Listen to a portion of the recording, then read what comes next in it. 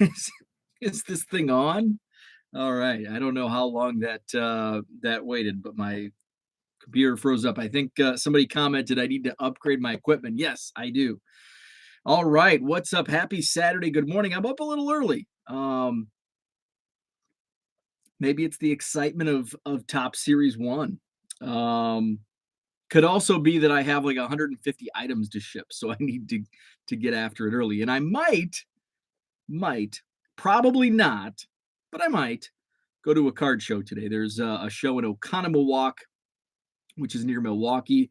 I love the town names in Wisconsin: Oconomowoc, Sheboygan, Manitowoc, Ashwaubenon, Kaukauna, Waukesha.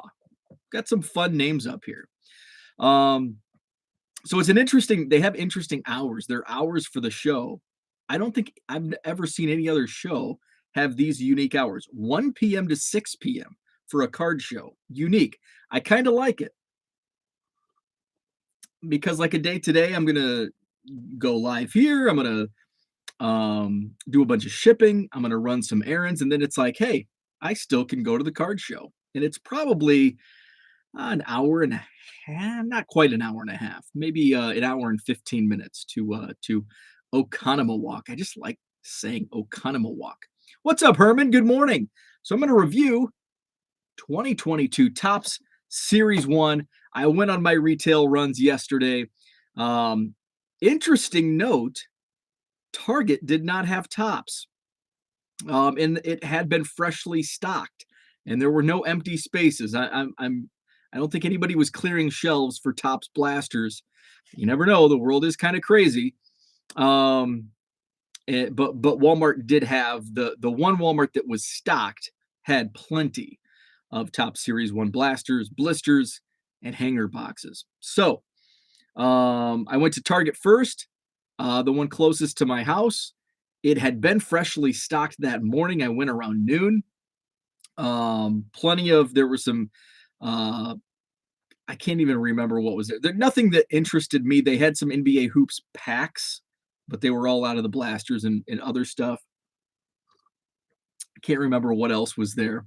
Um, what was the retail price on the blasters? 1998 was the retail price on blaster boxes. $19.98. I bought 5 blasters after tax. It was $105 for 5 blasters. Our sales tax here is 5.5%. So Target struck out there. Then I went to the I consider it the better of the 3 Walmarts. It has the biggest selection, and they usually have some good stuff. That's where I found all the tops. They also had playoff football. Nope, no increase. They had playoff football. They had flux. They had illusions. Pretty much everything that's current. Um, I was only interested. I don't know much about football, and it's like the I call it the offest of the off season right now. So I'm just I have no interest in opening football. If it were week 10, week 12, even in the playoffs of football season of the NFL football season, I would have bought some playoff football cards. But when you release it in February, and I understand the it's not they didn't plan on releasing all of these products after the season ended. I understand the situation the companies are in. But I, as a consumer, have no interest in buying at this point. But um, if it were in season, I would have bought at least a blaster or 2 of the football product. Just to check it out, just to open it, rip it, see what it's like. So they had plenty of They had a whole wall of blasters, and not a whole wall, not like Chronicles basketball a few months ago where it was like freaking 300 blaster boxes of Chronicles basketball on the shelf. There was probably 20 to 30 blaster boxes on the shelf. I'm not sure what the blaster cases contain now. It used to be 16 blaster boxes in a case. It might be 20 now. So uh So they had plenty of blaster boxes. They had some blister packs, and they also had some hanger boxes. I only picked up 5 blaster boxes. I wish I would have picked up more. Here was my strategy. Here was my plan. Because typically, if you go to a store and there's 20 blaster boxes, they're all from the same case. So it's kind of like a gamble. Buy five or six here, buy 5 or 6 at the other spot because they come from different cases. Maybe you'll get a different run of card. You'll get multiple Wander Franco rookie cards, etc. Just by picking and choosing. So that was kind of my strategy. I'll pick up 5 blasters here. I'm going to go to the other Walmart just to see. I'm still looking for AEW Upper Deck, which where is it? Where is it? Um, so I went to the other Walmart. It had not been stocked, and I went a little earlier than usual. And apparently the Walmarts did get stocked on Friday this week, as opposed to the last couple of weeks where it's been a Thursday stock day for the local Walmart stores. And then since I was out and about around lunchtime, I swung back around. I had to get my Popeyes fix, and Popeyes chicken sandwiches. Oh my God, like the best fast food of all time. The most delicious chicken sandwich. Um, so I picked up some Popeyes, and then I went to the another Target store, and it had been stocked. But again, there was no. I think it was the same as the other Target, like the exact same products. The NBA hoops packs and just some other random stuff that I didn't have much interest in. So they did have penny sleeves, but I have 20. I just ordered 20,000. I'm good on penny sleeves. So then I circled back, went home, and I had to rip. You can see my first blaster box rip is on the YouTube channel. Check it out. I did pull a Wander Franco. We're gonna get into that. I'm gonna get into the design. So I ripped that on video, and then the other 4 boxes I just tore right in. And then I'm like, man, I wish I had more to rip. And there's so much value right now because it's fresh, it's hot, it's new, and the cards are just moving on eBay like crazy. So I'll talk about that. Shaw Cards, what's up? Good morning to you. I'd take a case of hangers if I could find them at retail. My Walmart still has a shelf full of Chronicles. Yeah, I think they're still sitting on our shelves as well. And it's just kind of like, oh, make it stop. Take it away. So where do I start? I'm going to start with the design. The design of, and because I'm going to show off different cards. So I'm going to use a different card to show off because I have the different topics I want to touch on. Well, since Herman's here, we'll use an Atlanta Brave card. So the design, and I'm going to use card number 30, Kyle Muller. I think I'm pronouncing his last name right. Kyle Muller, rookie card. I love the design of 2022 Topps. Now, and that seems to be, there's more positive on the design of this year's design than there has been in past years. Usually when Topps releases the design for the next year's product, and it comes out several months in advance, usually in the summer, early fall, or late summer. And there's like, oh, it's ugly. But there was mostly positive commentary on the design when it was first released a few months ago. And I like it. You have borders. It's clean. You can read the names. That's one of my biggest bugaboos of recent years. Sometimes the names are hard to read or whatnot. I like it's got the logo in the bottom corner there. The name is easy to read. You've got the team right below. The only thing that's kind of difficult to read is the position down here in the opposite corner. And it's kind of what do you call that when you kind of go right in? I bet Dan's with me. What's up, Dan? Matthew, what's up? Matthew says, I feel like this design is from 2010 to 2014 period. I just wish they would get the backs figured out. So I kind of like that. The rookie logo, it's kind of small up there in the top left corner. But I guess on this image, it would be, there's a little room to make it a little bit larger. And then you got the Topps foil up in the opposite corner. It's not busy. Was it last year? Last year was so busy. It was so ugly. You had the rookie cup just floating in the middle. So I like this, and I'll show off. Well, there's a Wander rookie cup. So we'll get to the Wander in just a moment. What's up, Diego? Good morning to you.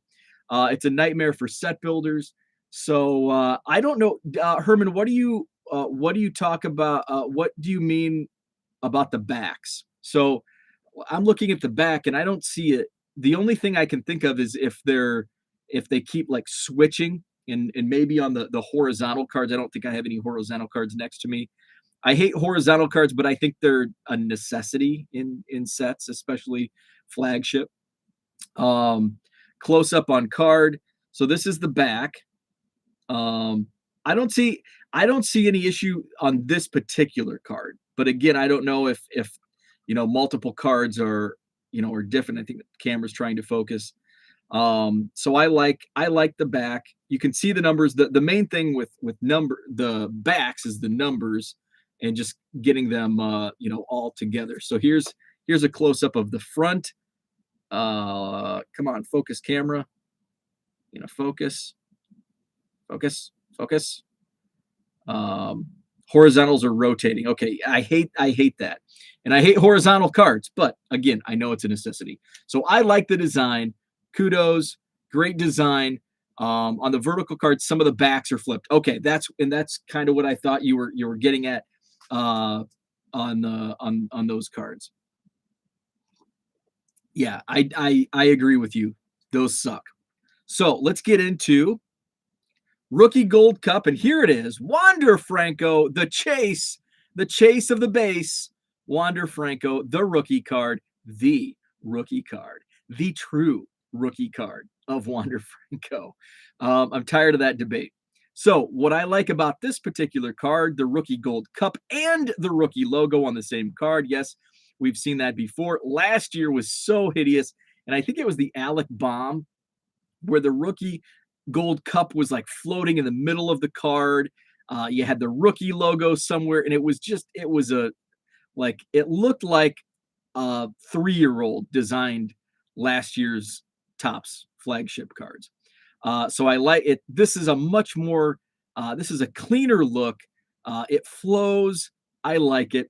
Is Wander Franco a short print? I've seen so many tweets that I didn't pull a Wander Franco. It's short printed. It's not short printed. So here's why. And not just because I got lucky. 5 blasters.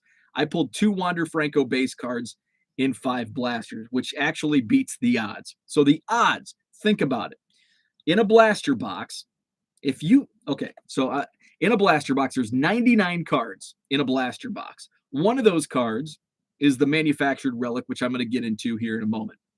So there's 98 cards in 7 packs. So there's 14 cards per pack. Now, 2 to 3 of those cards per pack are inserts and parallels. So that comes down to about 1 in every 4 boxes will get you a unique card. So card number 1, who's card number 1? Say it's Mike Trout. So you're probably only going to get a Mike Trout every 4 blaster boxes because there's 330 cards in the base set, and you're getting roughly 75 to 80 base cards per blaster box. So 1 in every 4. Now, again, if it's 16 cases, which I think it might be 20 boxes in a case as opposed to 16. It used to be 16, but say a case is 16 blaster boxes. There's only 4, roughly, on average, of each card in a case. So for this example, Wander Franco rookie. So every 4 boxes, you're getting a Wander Franco base rookie card. Say Walmart stocked 1 full case. There's 16 blaster boxes on the shelf. 12 of those 16 do not have a Wander Franco base rookie. And if you only grab 4 off the shelf, it's kind of, you might just get unlucky. You just might be unlucky. Yesterday, I got lucky. I got 2 Wander Franco rookie cards in 5 blaster boxes. So no, it's not short printed. It's just, that's the run. You're going to get one, and it's not just Wander Franco, it's every card in the 330 base card set. You're going to get one unique card of each player, roughly on average, every 4 boxes, blaster boxes. So that's just the odds, not short printed. Let's see. I like the design more so than the last 5-6 years. I'm in the same boat. I'd have to go back and look, do a side by side of the last 5 years to compare. I think the last design that I really liked was 2015. I really liked that design. It's unique. When I'm going through a bunch of Topps base cards, I know what a 2015 Topps base card is.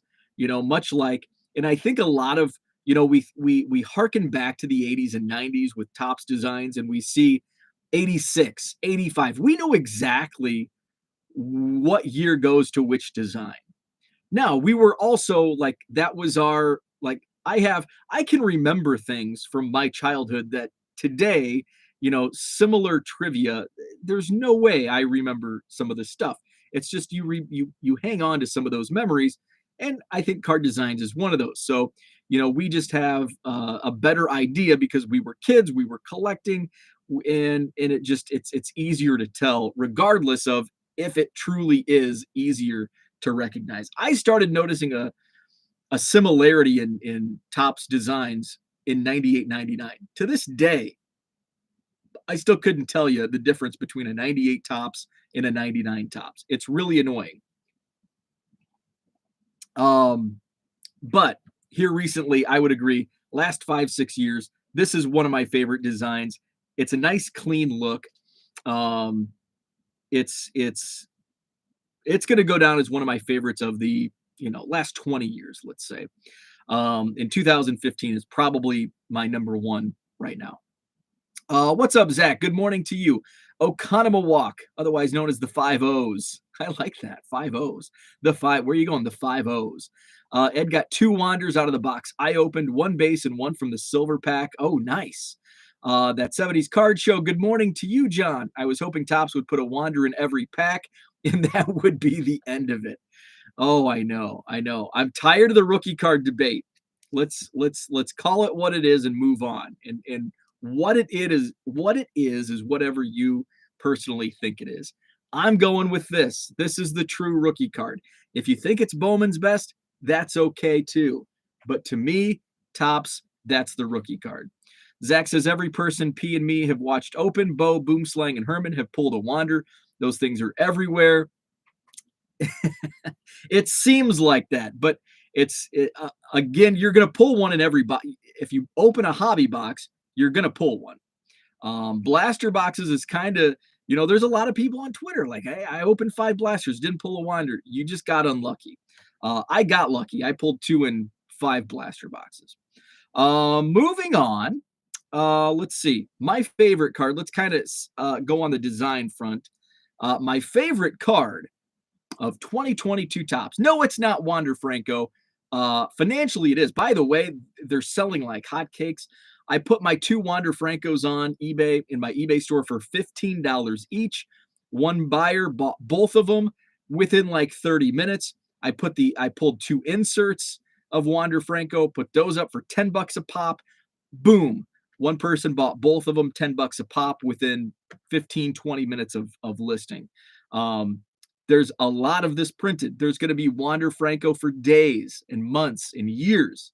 There's going to be a lot of them. So if you pull them, sell them now because those $15 cards are going to become $5 real quick. My favorite card, Patrick Wisdom, my guy. Rookie Gold Cup, Chicago Cubs. He's only one of 5 Cubs on the checklist with Kyle Hendricks, Wilson Contreras, Jason Hayward, and one other player. I can't think of who the 5th is. It was kind of disconcerting to see Javi Baez in a Mets uniform, Chris Bryant in a Giants uniform, Anthony Rizzo in a Yankees uniform. And then I pulled Jake Arrieta in the Padres, and it's like, and I know he hasn't been on the Cubs. Well, he spent a short time with the Cubs. Was it last year or 2 years ago? And I'm seeing all these 2016 Cubs in different uniforms reminding me how long ago 2016 actually was. Gosh, it's going on 6 years now. But Patrick Wisdom got the rookie gold cup, wearing the throwback, or no, this isn't a throwback. This is the Wrigleyville. This is the City Connect jerseys or whatever they call them. So an awesome card. Patrick Wisdom, got to meet him a couple months ago. Great dude. Hung out with us for till after midnight at the Club 400 Christmas party. So this is my favorite. Patrick Wisdom, rookie gold cup, favorite card of 2022 early on. Let's go to the chat real quick. Herman got to build the set, so I hope I pull one from my box so I don't have to buy it. I'm getting 2 Wanders and I could care less about it. Wander Franco coming to a Goodwill bulk lot near you soon. There you go. Let's see. Did Yankees offer Rizzo? He's a free agent. Let's see. Yes, he is, because he was traded midseason. Yes, he's a free agent. Bryant and Rizzo still unsigned. Let's see. When did the Cubs become a small market team? Yeah, I know, right? The Ricketts are crying poor. Don't get me started. Don't get me started on that nonsense. Diego says it will be another Jonathan India who actually plays to the MLB Rookie of the Year level. So let's go to the inserts. And I think these are popping one per pack. Stars of the MLB. They're really shiny and like a foilish finish. I like them. This is the Mike Trout. I pulled 2 Wander Francos in these. Those were the inserts I said I sold for $10 each. Mike Trout. This Javi Baez has a card in here in that ugly Mets uniform. So these come. I was pulling these one per pack out of the blaster boxes. So stars of the MLB. I like them. They're pretty cool. But I don't like these. Do I like the 87 Topps design? Yeah, I liked it 35 years ago. Do I like to see it rehashed every 5 years in Topps flagship and then in other products as a reprint or some other parallel? Absolutely freaking not. Let's retire the overprinting each year, every 5 years of this damn wood border 87 Topps. It was awesome 35 years ago. It was awesome 20 years ago. But here in the last decade, I'm sick of seeing it. Let's retire the 87. In 2027, I don't want to see a freaking 40th anniversary 1987 Topps. Hey, Michael Rubin. Hey, Fanatics. Tell Topps to stop using the 87 wood design. We're tired of it.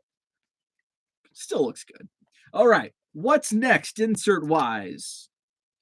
Oh, we just got the Manu relics. Now, I used to hate the manufactured relics. They used to look like garbage. This is really cool. And it's not just, they used to just have like a manufactured patch. It looked like no thought went into the old manufactured relics. But within the last few years, unlike the recycled garbage of 87 Topps year in and year out, Topps has actually done pretty well with their manufactured relics. I've begun to really like them. Was it, I think 2 years ago they did the rookie, the rookie patch. Those were freaking cool as heck. I loved those, and I love these. So these are jersey number medallions. I pulled a Juan Soto, as you see here. I pulled a Vlad Guerrero Jr., Rafael Devers, Pete Alonso, and Bryce Harper. So these are pretty cool. I like them. It's a clean design. It's a different look from past years. There was a run of manufactured relics year in, year out. They looked similar. No thought went into them. Thought is finally within the last couple of years going into the manufactured relics. I really like these. These are cool. These you get one of these per blaster box. I like them. That's my review on Topps. Topps Series 1. Guess what? I'm going to hit up Walmart today, and I'm going to hope there's more because this was a fun rip. I enjoy it. Remember earlier this week on Wednesday, Tuesday, I said I'm not excited for Topps Series 1, and I said I'll probably get excited when I see it on the shelf.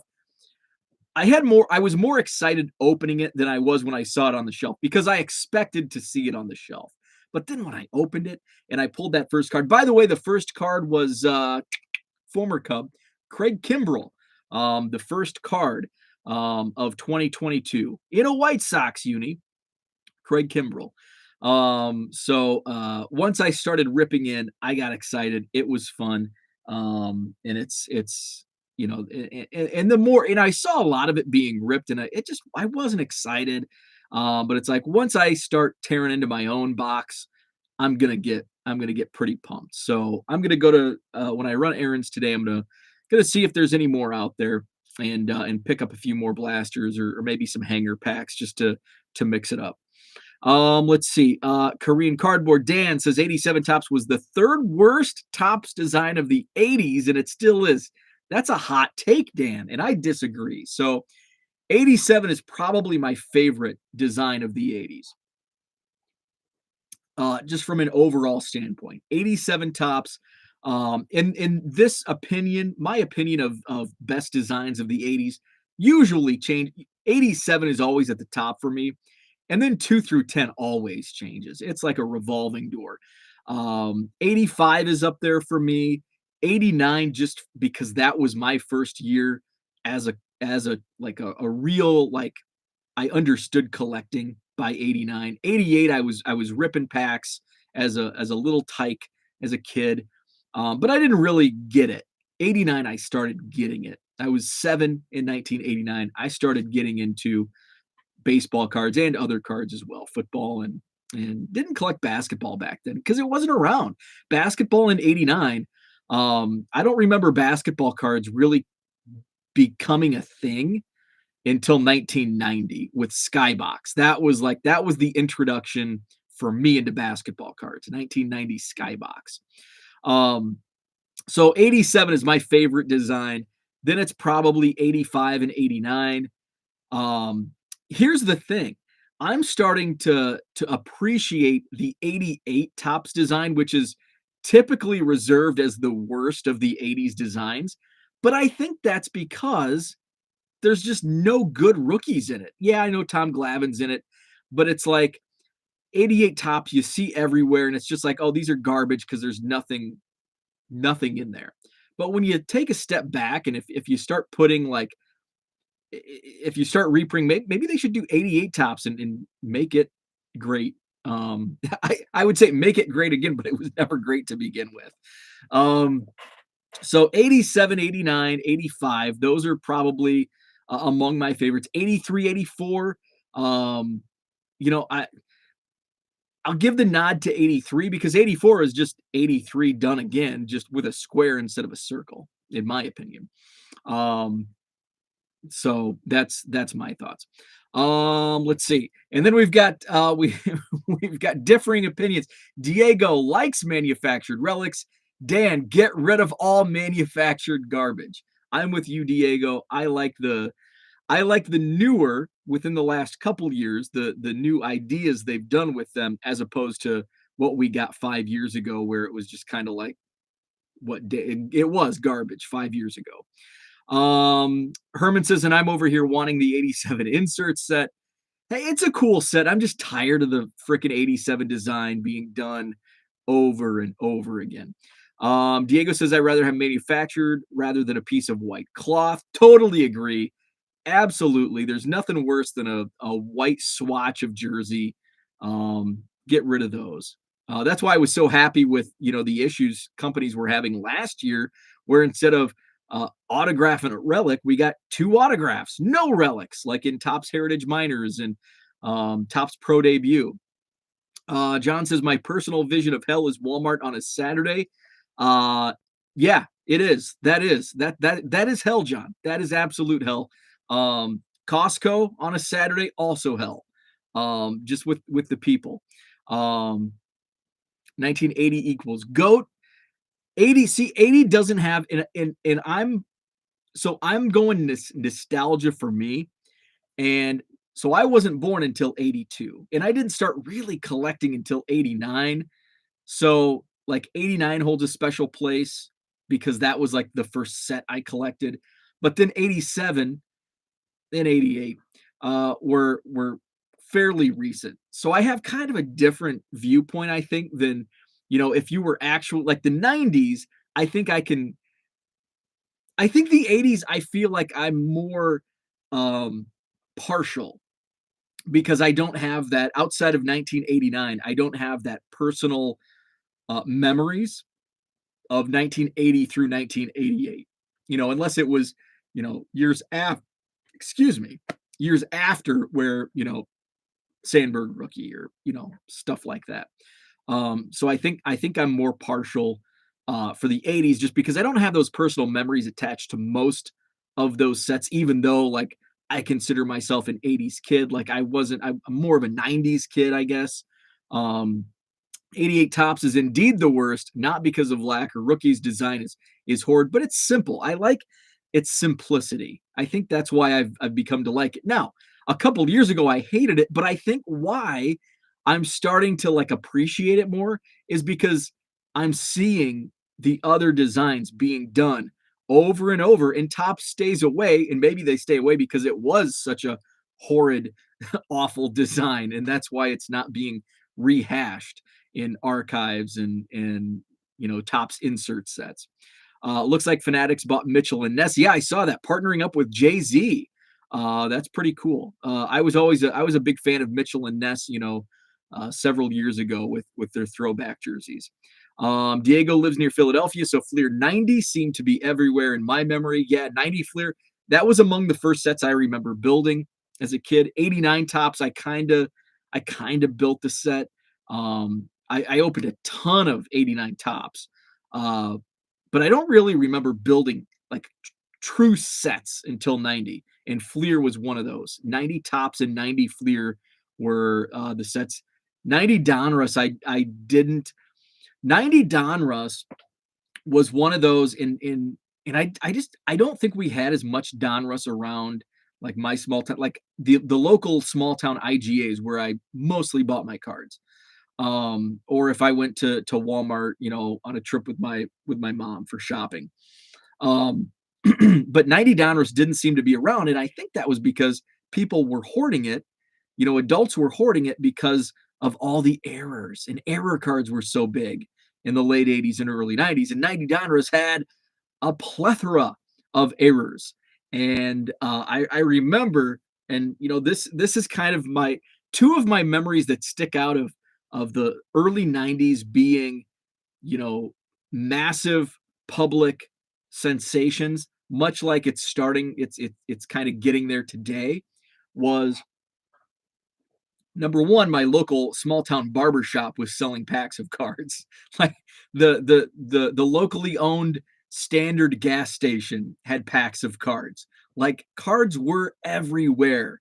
And second was I remember being at the small town tavern, and my mom and one of her friends sitting at the bar, and me and the son of the other lady, we were playing pool and shuffleboard.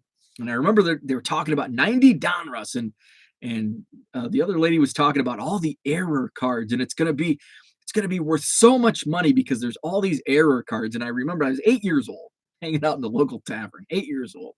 And those are the two things that come to mind when you think of junk wax and overproduction and how it was just everywhere in the public. Like people that knew nothing about baseball cards now heard these stories about error cards, and you saw them at the local standard station and the small town barber shops. Those are my two memories when it comes back to the early 90s, and how big it was, how big baseball cards became. David, what's up? Good morning to you. Belated congrats on 500. Thank you very much. We're on episode 501 this morning. Vintage Cards Steve, what's up? Good morning to you. So today I'm just gonna get some shipping done. I do plan on making a Walmart run, try to pick up some more blasters, because I did enjoy it. It was a lot of fun. It helps when remember back in the day, like there is money. This was one final topic I wanted to touch on when it comes to 2022 tops.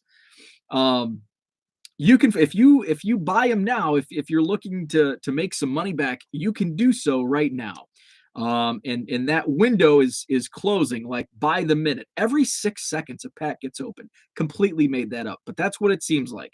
And it's probably like every 2 seconds a tops pack is being opened right now. But cards are they're moving. I've already made a profit from my 5 blaster boxes yesterday listing on eBay. Um, so you can rip and you can flip. Um, if you want to sell, all the cards, if I pulled a big Cubs card, which there's probably not, that since the checklist is so tiny for the Cubs in this product. Obviously I would keep that, but everything else, Wander Franco, fair game, get out of my collection. You're out of here.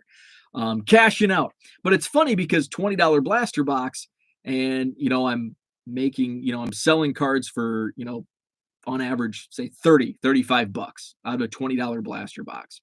Now, next week, it's going to be break even. And then a week after that, it's going to be $10. But back in the day, you'd open a Topps blaster box, even on release week, and you're getting $5. You're getting $5 of value of out of those boxes.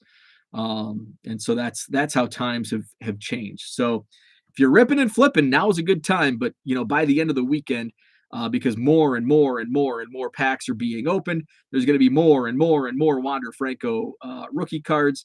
Nobody's going to be crying short print on Wander Franco rookie cards by the end of the weekend, because you're going to see. I'm seeing. Like I said, I moved mine yesterday on eBay quickly. $15 a pop. I'm seeing people on Twitter selling them for $10 a pop. By the way, if you put those on eBay for $15, you're netting more money than selling them on Twitter for 10. So it's the race to the bottom, because there's just going to be more and more Wander Francos being ripped, and people are hitting Walmart and Target this weekend. So more and more is going to be ripped. And then as we go in later in the year, we're going to have factory sets and we're going to have team sets. And there's just going to be a glut of Wander Franco rookie cards. And in 6 months, you're going to be able to buy that Wander Franco rookie card for $3 or $4. So let's see. Big Cubs card is an oxymoron. That's depending on your interpretation of Big Cubs card. Now, when I think about it, I am so thankful I'm not a Yankees fan, because there's some big Yankees cards out there that would never be in my collection.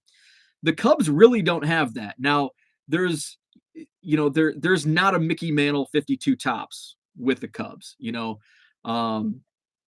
biggest, 52 on is, when you're talking base like that, is the Ernie Banks. Fortunately, I have one in my collection. But really, like, outside of superfractors and rare autographs, there really isn't. Like, if I put down a top 10 list of big Cubs cards, pretty much all of them would be within my range. There's no $20,000, there's no $10,000 Cubs card. Now, if you want like a gem Ernie Banks PSA 8, yeah, you're going to be paying a lot. But if you want a beat up copy, it's affordable.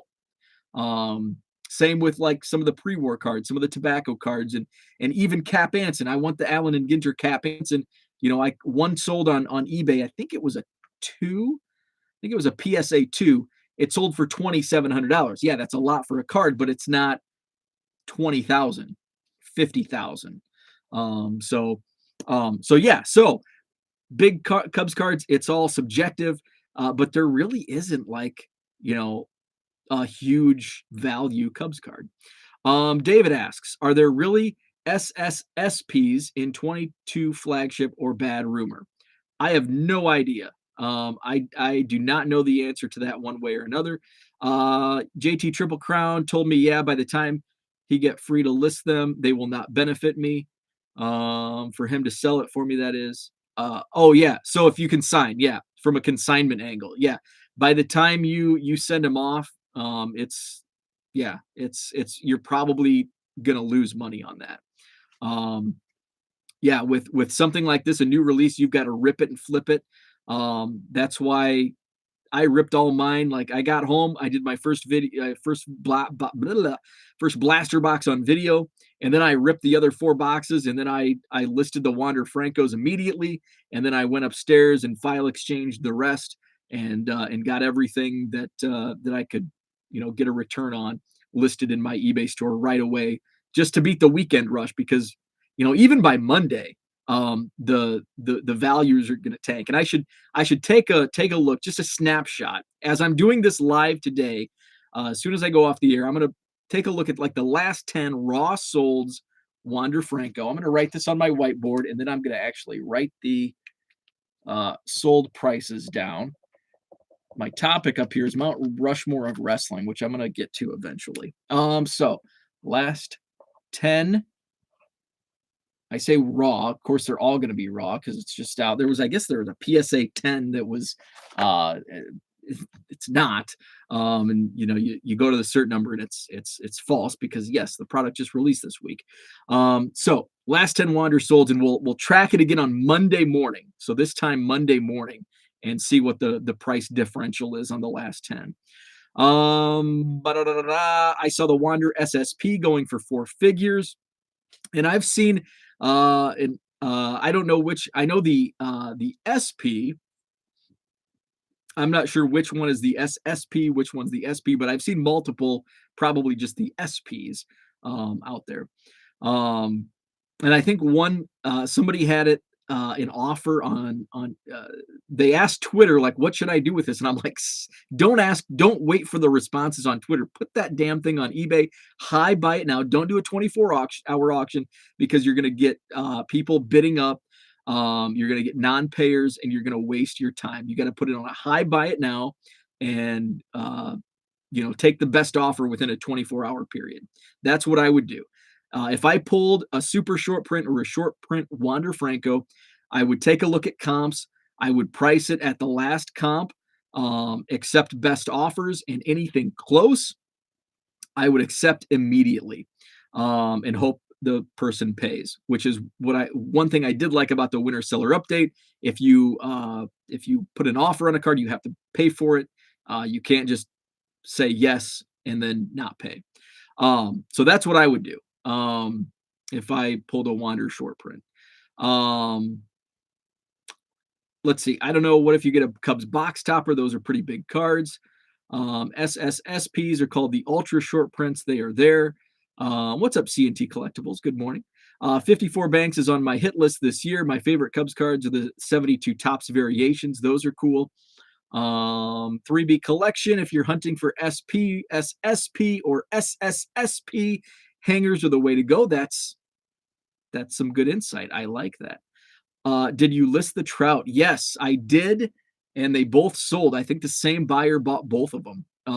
My tops, my 2022 tops sold like hotcakes, like everything sold. I think the only thing, looks like I sold even more as I went live this morning up just a couple inserts. But the only thing I have left basically are, I think I probably have a couple inserts left.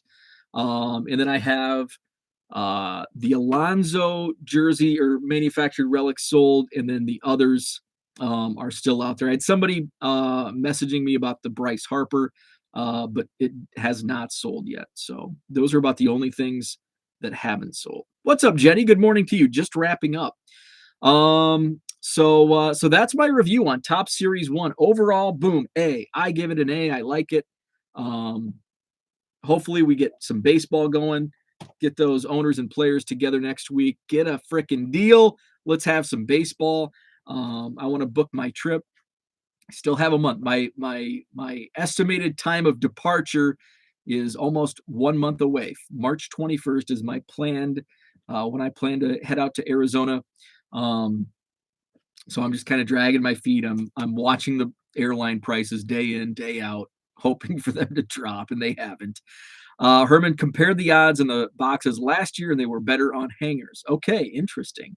Love your enthusiasm for the cards and for the game. I appreciate that. Thank you so much. It's fun. It's a hobby and a business for me. But it's hobby, it's hobby first. If I didn't enjoy it, I wouldn't do it as a full-time job. And that's, it's actually kind of doing it full-time. Yeah, there's some times where it's like, I just want to go upstairs, sit on the couch, put my phone down, and just kind of drift away into something else. But I always pick up that phone, and I'm always on Twitter looking at other cards, and it's fun. I love it. I'd rather have competitive baseball than the same old garbage we've been getting on the field in Pittsburgh. Tell me about it. I'd like some competitive baseball in Chicago, like John said, small market team. That's the Cubs have been acting like a small market team the last few years. Yeah, I know they're still. I understand they have one of the highest payrolls in baseball, but when you cry poor, year in year out, oh, we don't have the money. Like, yeah, come on. So maybe next year, right? That's what we used to always say. Maybe next year.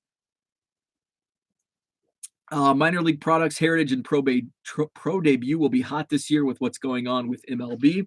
Could be, um, could be. We'll see. I think those two products are actually starting to gain momentum among uh, previous collectors that didn't touch it. Pro debut, I opened my first box of Pro debut last year. I bought a case of them actually, and I loved it. And I've always liked Pro debut. I've opened some. I bought a few packs at a card shop when I was on assignment working several years ago. I'm like, hey, this is fun. I'd like to open a box sometime, but it usually came out around another product. I can't remember which. But I bought a case this year and I loved it. And I saw a lot of people normally in past years before 2021, and maybe it was just because 2021 was wild and crazy in the hobby. Um, but I saw so much pro debut get ripped and a lot of positive comments on the product itself. It really helped that there were 4 autographs per box instead of 2 autographs, 2 relics. That's I enjoyed it because of that as well. I really liked Pro Debut. I'll probably open it again because it's one of those things where it kind of ticks off all the boxes where it's for me, it's a fun rip because I like minor league baseball. I like prospects. I enjoy it. So it's fun for me. It's an entertainment, it's enjoyment, but there's also good return because it's a cheap product. And yes, the hits sell for a lot less than a Bowman Chrome, etc. But if you break it out, there's really good money, and there's a lot, especially if you piece it out in player lots. Like I have one to ship, 7 or 8 player lot of I think Cade Cavalli. And that they're still selling as we get closer to minor league season, people buy those lots for in-person autographs at minor league games. So I love it. I'll probably buy it again. Hopefully the MLB and players work out a deal by the end of next week. That's my hope. Fingers crossed. I know they need to like sit down and actually like talk things through and not just propose something and 15 minutes later walk out the door and say, "Whoop, we'll see you again next week."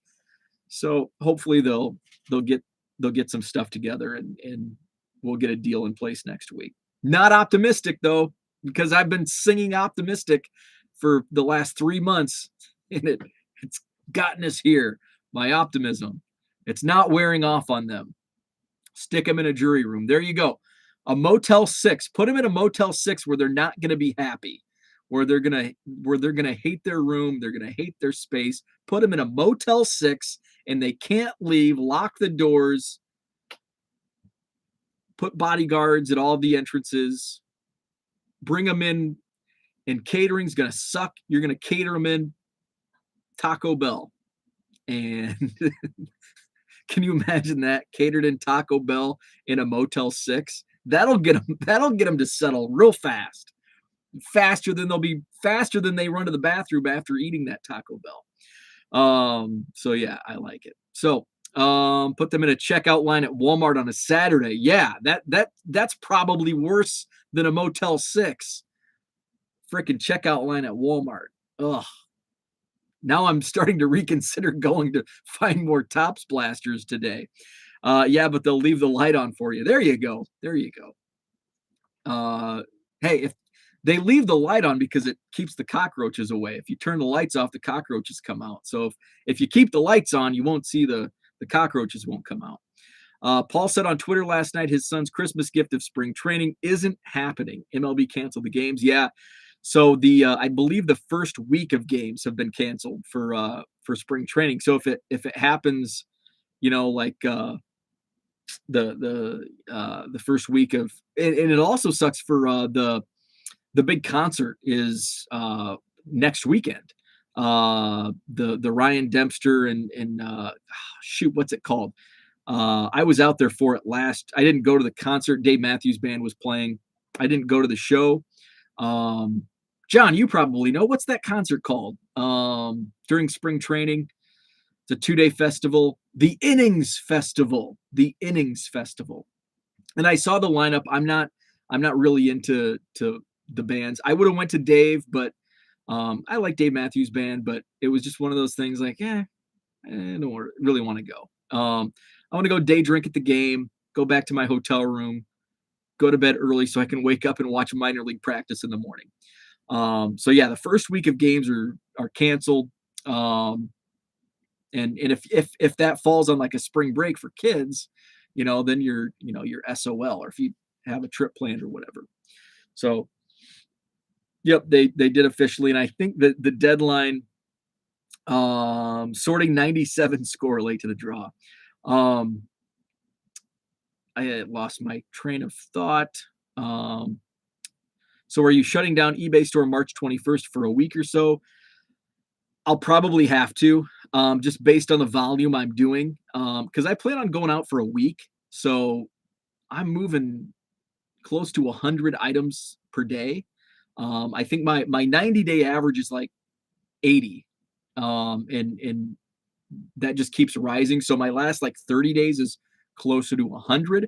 So I would have to come home and ship out like 600 or 700 items, which that's a lot. That's a lot. So I will likely shut down my store. What I'll probably do is I'll shut down my store like the day I leave, just to make sure or the day before I leave, just to get everything caught up. And then I'll probably open it back up like the weekend before I fly back. So I'm my plan is Tuesday to Tuesday. So maybe like that Saturday or Sunday, I'll open my store back up. And then that way I have a whole bunch of items to ship when I get home.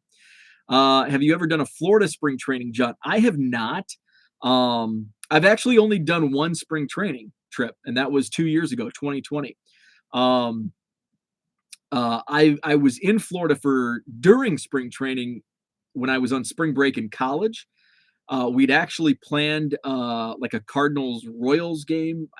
I think the Royals were in Florida at that time. I think they're in Arizona now, but Cardinals and somebody in Florida, and we stayed out too late the night before and overslept. Didn't go to the game. Baseball wasn't kind of on the forefront of that trip. It was just Daytona Beach and partying. So did not go to any games when I was in Florida. And I really don't have an interest because I just want to go out and see the Cubs. And basically I hang around the Cubs complex the entire time. Like I first thing in the morning, as soon as the players get on the backfields for minor league practice, I'm there. I'm watching BP, tailgating, go to the game, have a drink after the game, and then go to the hotel and just crash so I can do it all over again the next day. Let's see. Jenny says, how's your per card sale? Like, is it still singles or getting more sales of multiple cards? It's kind of a mix. I get a lot of single card sales. And I think that's just going to be no matter what type of volume discounts you're going to offer, you're going to see a lot of single card sales because, a lot of people are looking for, I want a 2022 Topps insert card to finish my insert set. And they're not going to shop around to get that discount. So I think most of my sales will always be single card sales, just, it's just a numbers game. There's more buyers out there for single cards than people going out shopping for discounts in multiple cards. Though I have a lot of repeat customers that do so, but the majority is always going to be single card sales. But you dangle that carrot just in case somebody sees that and says, oh, I'm going to see what else they have. Zach, you too, have a great day. We need PEDs and juiced balls for a year or two. Baseball has been in a rut lately. Yeah, and it helped. It helped with the home run boom of what 2 years, 3 years ago, 2 years ago, 1 year ago, whenever that home run boom was. That helped. Those two go hand in hand. You can go to Florida and see all the ex Cubs. There you go. Yeah, Rizzo. Let's see. Are the Giant? I can't remember if the Giants are in Arizona or Florida. Javi's with the Tigers. They're down in Florida. I've never been to a spring training. When you go to those backfields, is it just a normal practice and you wait for them to finish? Are they stretching or do they come by in the middle of practice? So it's actually, so this is really cool. This is fun. The backfields, it's basically if you've been to like if you've had kids or if you yourself played travel baseball, and you go to those complexes where there's like four diamonds and then you've got a center, and some complexes have multiple four, but you have four diamonds around, and then in the middle you have like the concessions, restrooms. You have the crow's nest where you can where you can film the games or the practices. So that's what the backfields are at Sloan in Mesa for the Cubs. So they have the four fields around each other, and you have that middle area, and there's small like bleachers where fans can sit and watch, and they break them out. So there may be, and so when I went in 2020, there weren't minor league games. Like only like half of the minor league players had reported. So they were just doing workouts and practice, BP. So you would have like on this field, you would have the pitchers working. Over here, you would have the catchers working. And then on this field, you'd be maybe some hitting practice. And then on this field might be empty, or it could be a rehab field where one day Aramis Ottoman, who's a prospect, he was rehabbing. So a couple of the rehab guys, they were just like running the bases, trying to get back to full speed. So and then it's like a practice where this 30 minutes is devoted to okay, catchers here, pitchers here, hitters here, rehab there, and then at 10:30, after 30 minutes, now we're gonna mix it up and we're gonna have live pitching, where it's not just BP. We're gonna have live pitching, and sometimes the major league pitchers come down. So like Jose Quintana and Kyle Hendricks, they came down and they threw, to warm up. Maybe they were pitching the next day or whatever in the big league game. And some days are longer than others. The day I flew out, fortunately, it was one of the longer days because I had a night flight. So I spent like 6 hours, because there was action for 6 hours out there, and it was different waves of players.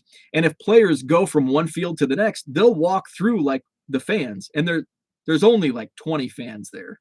There's not too many hardcores that go out there and watch 4 hours of minor league practice. I'm one of those guys. I enjoy it. So that's kind of how the backfields work. And like I said, I get there first thing in the morning. 9 a.m. is when they start hitting the fields, and I think that's when they actually unlock the gates to the field. Because I tried going in at like 8 one morning to get there early, and it was all locked up. They're like, you got to come back at 9.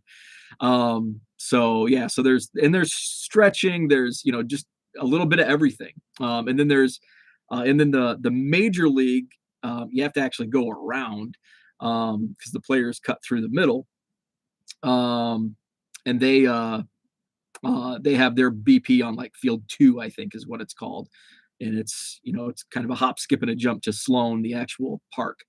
So it's awesome. I love it. Looking forward to getting out there, regardless of big league players or not, big league action. I would hope by March 21st we're going to have a deal in place. Gosh, fingers crossed. So I'm looking forward to it. And again, that's my favorite part is just hanging out. And last 2 years ago when I went out there, I made custom cards. I have a couple photographer friends that take minor league pictures, and I'm like, hey, can I use the photo to make custom cards just for my own collection? Zach Taylor, who played at University of Illinois, there was an awesome picture that was taken in South Bend when he was with the South Bend Cubs, and I made a card of it. And he's like, hey, can can I get a couple? Do you have extras? Can I get some? And I'm like, yeah, absolutely. I'll bring them out to spring training.